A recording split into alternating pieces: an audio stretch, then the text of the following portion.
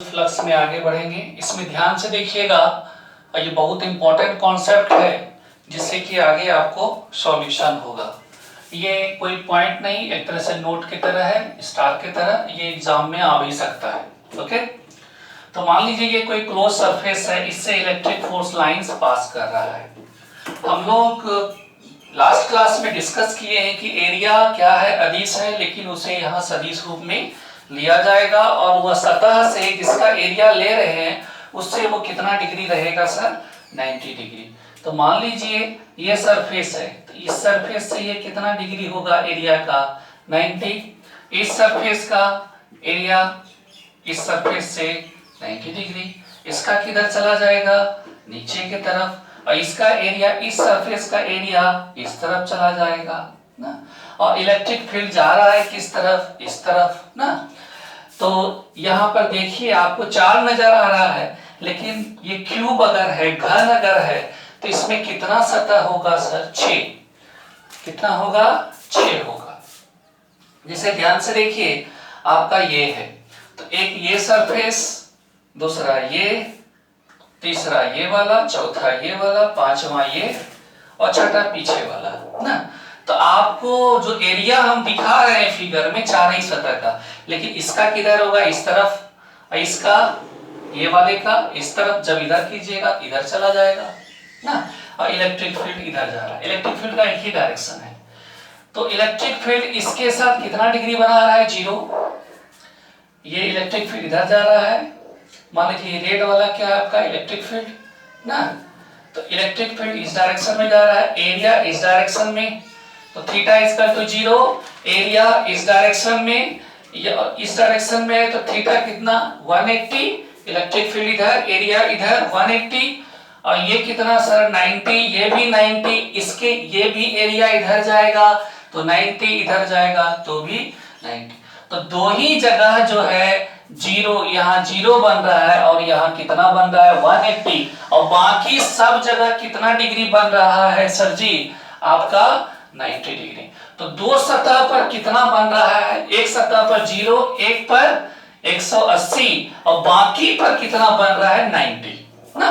तो total electric flux जब निकालिएगा आप ना, इसके लिए इलेक्ट्रिक फ्लक्स जब निकालिएगा, तो मान लीजिए φ1 इसके लिए निकाल रहे हैं, तो कितना हो जाएगा, ई ए कॉस क्या sir, theta. Theta equal to कितना, 0, तो φ1 equal to E A cos 0।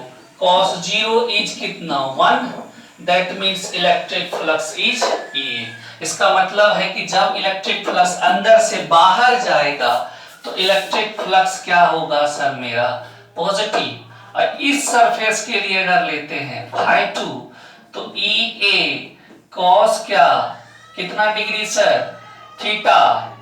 Theta is कितना डिग्री, 180। 180 क्यों, इलेक्ट्रिक फील्ड इस तरफ, एरिया इस डायरेक्शन, दोनों एक दूसरे के अपोजिट। तो φ2 इक्वल टू कितना हो जाएगा, ई ए कॉस कितना, 180। cos 180 is -1, that means minus क्या हो जाएगा आपका E। एक बात स्पष्ट हुआ कि इलेक्ट्रिक फ्लक्स, विद्युत बल रेखा जब अंदर जाएगा, इलेक्ट्रिक फ्लक्स अंदर जाएगा, तो इलेक्ट्रिक फ्लक्स का वैल्यू क्या होगा सर, नेगेटिव होगा ना।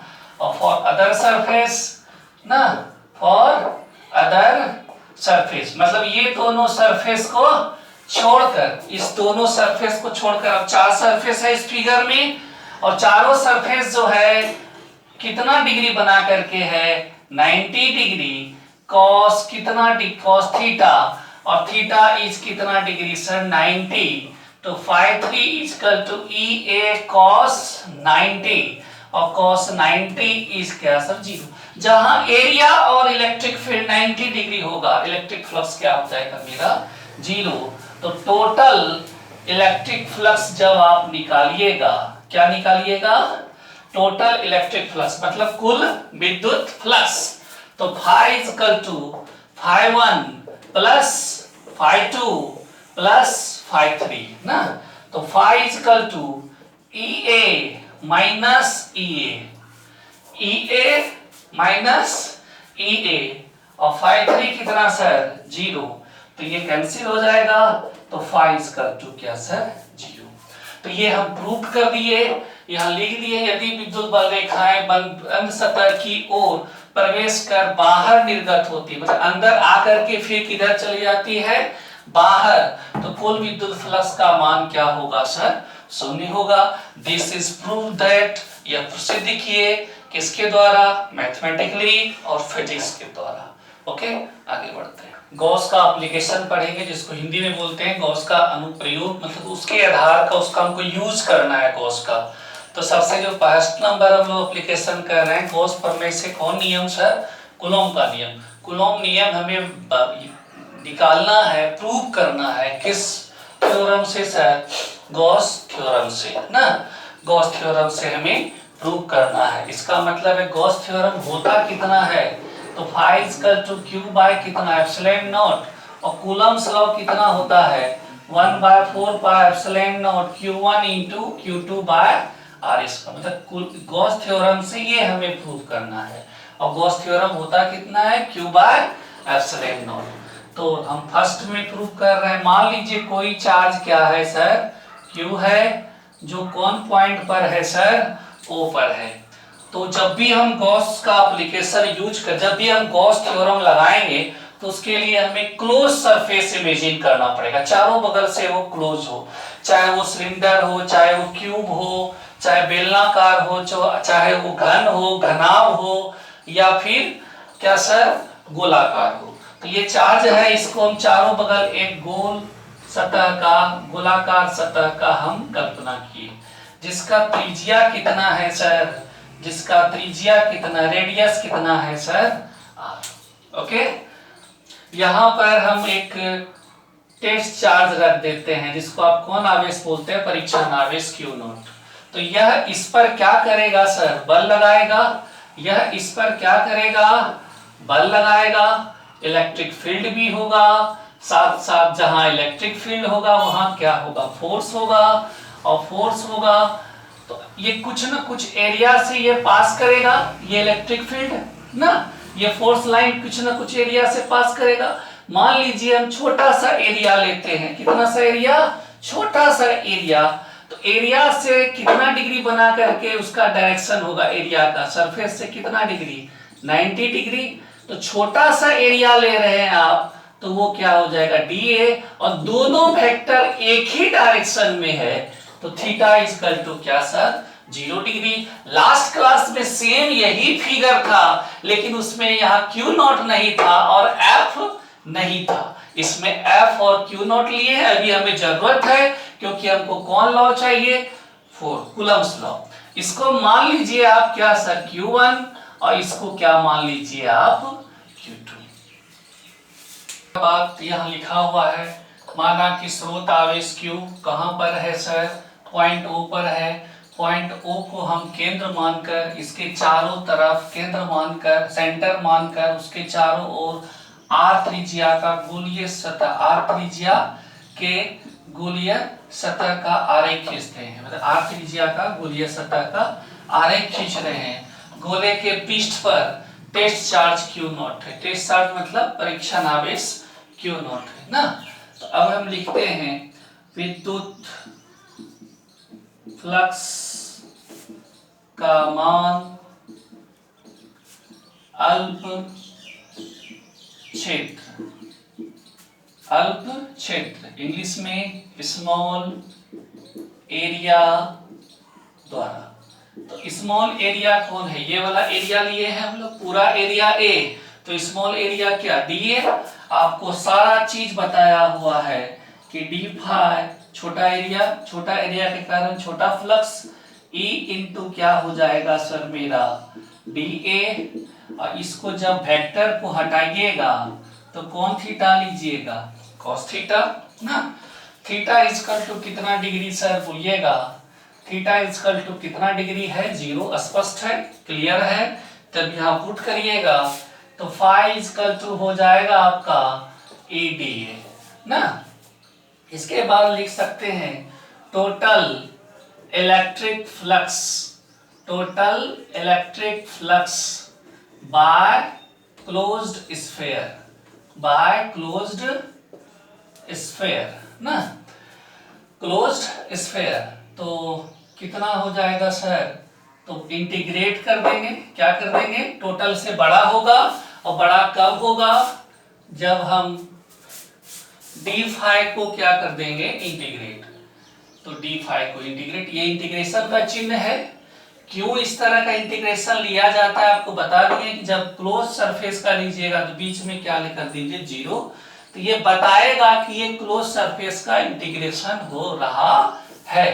और डी फाई का यहाँ पर वैल्यू रखिए। तो डी फाई का क्या है आपका, ईडीए बहुत आसान है, 5 नंबर ये मिल जाता है। ये क्वेश्चन पूछा हुआ है, इतना आसान है कि 2 बार प्रैक्टिस करने के बाद तीसरा बार करने का कोई जरूरत नहीं है। तो phi equal to D A का इंटीग्रेशन क्या होगा, ए जैसे dx का क्या होता है, x ना। तो ये हुआ। इसके बाद ये तो हम लोग मैथमेटिकली जो हम लोग फ्लक्स का बेसिक फॉर्मूला पढ़े थे उस पे निकाले।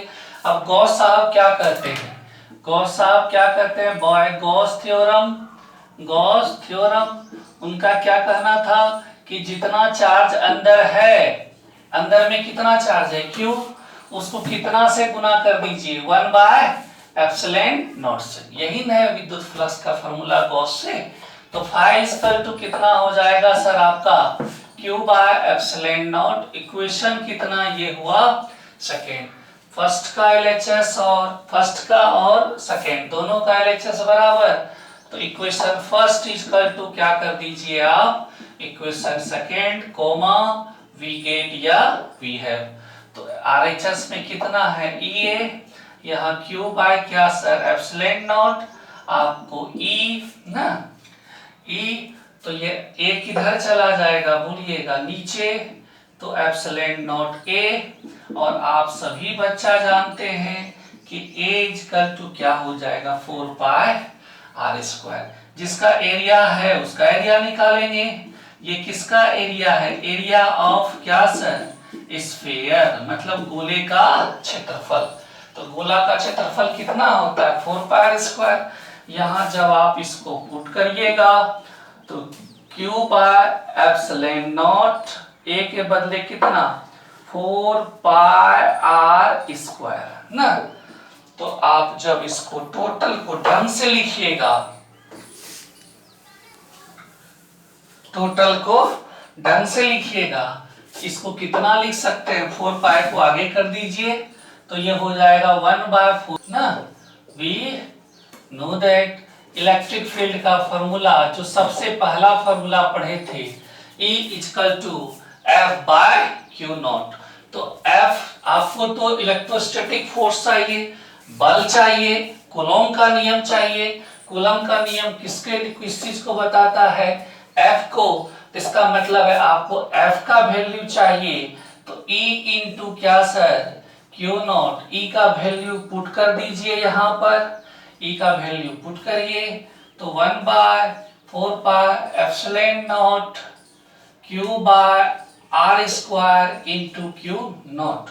तो F equal to 1 by 4 pi epsilon naught Q into Q naught by R square. तो ये हो गया एक तरह से Q1 और ये क्या हो गया Q2। एग्जाम में इतने तक लिखिएगा, आपको पूरा की पूरा नंबर मिल जाएगा। अगर मन करता है कि थोड़ा और बढ़ें तो बढ़ सकते हैं।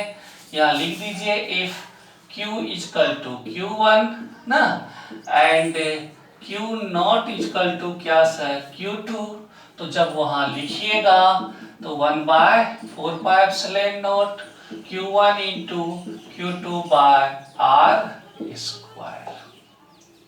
इसके बाद ध्यान से देखिएगा, अब जो हम आगे आपको बताने का हम कोशिश कर रहे हैं वो थोड़ा अलग कॉन्सेप्ट का है, थोड़ा टफ टाइप का है। तो टेंशन लीजिएगा नहीं, कल हम लोग 2 एप्लीकेशन पढ़ेंगे। इसको लिखिए, 1-2 बार लिखिए, 2-3 बार लिखिए और हम लिख करके हमको सेंड किया कीजिए। इसे ध्यान से देखिए। ओके, कल हम लोग 2 एप्लीकेशन पढ़ेंगे, एक सिलेंडर वाला और दूसरा एक सरफेस वाला, प्लेन सरफेस वाला। तो 2 एप्लीकेशन हम लोग पढ़ेंगे। इसको बनाइए, ध्यान से देखिए।